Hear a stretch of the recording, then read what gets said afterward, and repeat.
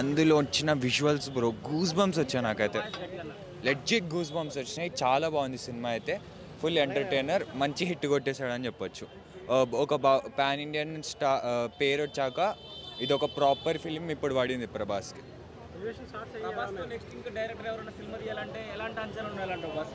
Sorry, ఇంకా ఎంత మించినా మరి ఈ సినిమా మించదేమో అన్న మాత్రం నాకు డౌట్ ఉంది బ్రో. ఇదైతే చాలా బాగుంది, నిజం చెప్తున్నా. అంటే ఇప్పుడు ఎస్టాబ్లిష్ చేసుకుంటూ రావాలి కాబట్టి స్లో ఉంటుంది బ్రో. ఎట్లన్నా ఎస్టాబ్లిష్ చేసుకుంటూ వచ్చినప్పుడు ప్రాపర్గా చేసినారు, అంతా బాగుంది.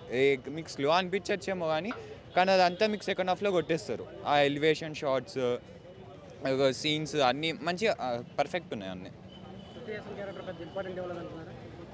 ఇంకా అంత ఇంపార్టెంట్ ఏం కాదు కానీ పెట్టారు అట్లా. బాగానే ఉంది బ్రో, బాగానే ఉంది. ఓకే, నాట్ బ్యాడ్, బాగుంది. ఇచ్చారు బ్రదర్, ఇచ్చారు. లాస్ట్కి కార్డ్ కూడా పడుతుంది సెకండ్. బాస్ సినిమా చాలా బాగుంది.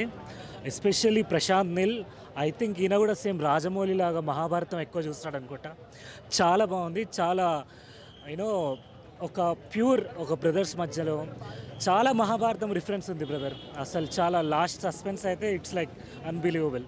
ఇంకా ప్రభాస్ ఎలివేషన్ ఆఫ్టర్ 7 years నేను Mahesh Babu fan, but Prabhas elevation అయితే ఇట్స్ లైక్ బియాండ్. ఒక one of the greatest blockbuster for Prabhas history. Prashanth Neel, you are the great man, you are the greatest. లేదు అలాంటిది ఏం లేదు బ్రదర్, అసలు అలాంటిది ఏం లేదు. కొంచెం మనకేంటంటే elevation step by step stop అవుతుంటుంది. బట్ ఎట్ ద ఎండ్ ఎలా అంటే it like peaks. Prabhas the joint dinosaur అంటే డైనోసర్ లాగా.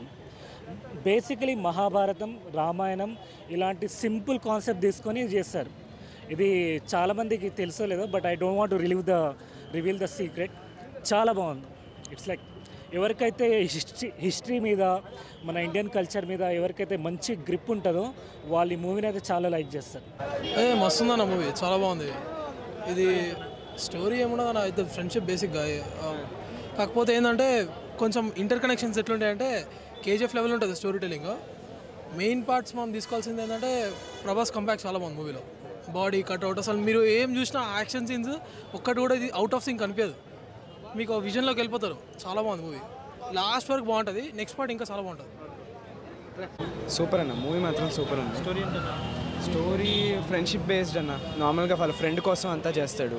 వాళ్ళ ఫ్రెండ్ అడిగిన దానికోసం ఏదైనా చేయగలిగాడు. చాలా ఇంకా ఫస్ట్ పార్ట్లో ఇంకా చాలా తక్కువ ఉందన్న స్టోరీ. సెకండ్ హాఫ్లో ఇంకా చాలా ఉంది. మంచి ట్విస్ట్ ఇచ్చి వదిలేశారు. ఆ ప్రామిస్ కోసం తినేం చేస్తాడు అనేది ఫస్ట్ హాఫ్లో చూపిస్తారు. ఎందుకు రిటర్న్ అవుతాడు దాని మీద. సెకండ్ హాఫ్ మాత్రం హిస్ పాస్ట్, అసలు ఏమైంది వాళ్ళిద్దరి మధ్య ఫ్రెండ్షిప్. కొంచెం ఫ్రెష్గా ఉందన్న. అంటే మరీ ఎక్కువ ఎక్స్పెక్ట్ చేయకూడదు. బాగుంది కానీ ఫ్రెష్గా కొంచెం కొత్తగా ఉంది. బాగుందన్న సినిమా, పెద్ద క్యారెక్టర్ బాగుంది.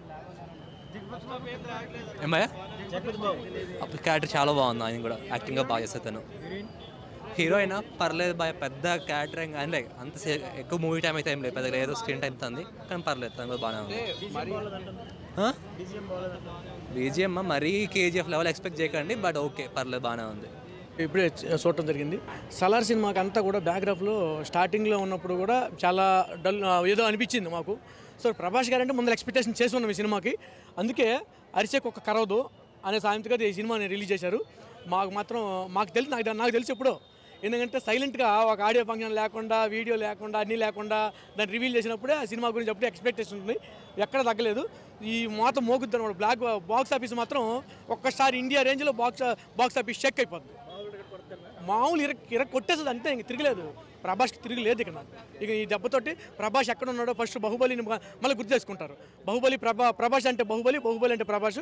మన తెలుగు జెండా ప్రపంచంలో ఎగరేసినటువంటి మూవీ కాబట్టి సో యాస్టీజ్గా మార్పు ఉంది. Super duper it is block buster. ఇంకెన్ని చెప్పుకున్నా బ్లాక్ బస్టర్. సో ఇంకా చాలా ఉన్నాయి అనమాట అందరూ చెప్పాల్సింది. లేదు బ్యాక్గ్రౌండ్ మ్యూజిక్ ఏంటంటే వైలెన్స్ కదా, అంత వైలెన్స్లో ఇన్వర్ట్ చేశాడు కాబట్టి ఫైట్స్కో కాకుండా ఇవినట్టు క్యారెక్టర్లు రివీల్ చేసుకుంటూ వెళ్ళారు అనమాట. సో క్యారెక్టర్లు రివీల్ చేసుకుంటూ వెళ్ళారు కాబట్టి సో ఓవరాల్గా మాత్రం సినిమా మాత్రం వండర్ఫుల్. ఆ బ్యాక్గ్రౌండ్ అంతా కూడా ఏంటంటే జగపతి బాబుకి అంటే వైలెన్స్లో వన్ ఆఫ్ ద క్యారెక్టర్, వాళ్ళు ఉన్న కతార్లో ఉన్నటువంటి వన్ ఆఫ్ ద క్యారెక్టర్ కాబట్టి ఫ్రెండ్సే కాదు, ఇవి చాలా ఉన్నాయి దాంట్లో. ఆ స్టోరీలో చాలా ఉన్నాయి అనమాట. అంటే సలార్ అనే పేరులో విధానంలో సలార్ అంటే ఒక రక్షక భటుడు ఏ విధంగా రక్షిస్తాడు, ఏ ప్రాంతాలని తీసుకున్నాడు అనేది అది మెయిన్ అంశం. సో వండర్ఫుల్గా ఉంది. కేజీఎఫ్ బ్యాక్గ్రౌండ్ తీసుకున్నాడు అంటే దానికి తగ్గట్టుగా ఆయన తీసుకున్నటువంటి అంటే సిల్వర్ గోల్డ్ని ఎక్కువ లైక్ చేస్తాడు ఆయన. సో దానికి సిల్వర్ గోల్డ్కి లైక్ ప్రశాంత్ నీల్ గారు ఎక్కడ ప్రజలను మాత్రం ఉమ్ము చేయలేదు. బాక్స్ ఆఫీస్ మాత్రం షేక్ బ్లాక్ బద్దలైపోద్ది.